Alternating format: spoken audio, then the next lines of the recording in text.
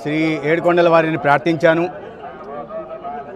వికసిత్ భారత్ నిర్మాణ కావలసిన శక్తి సామర్థ్యాల్ని ఈ దేశ ప్రధానికి, అదేవిధంగా వికసిత ఆంధ్రప్రదేశ్ నిర్మాణానికి కావలసిన శక్తి సామర్థ్యాల్ని ఈ రాష్ట్ర ముఖ్యమంత్రి వర్యులకి ప్రసాదించాల్సిందిగా కలియుగ దైవం వెంకటేశ్వర స్వామిని ప్రార్థించాను.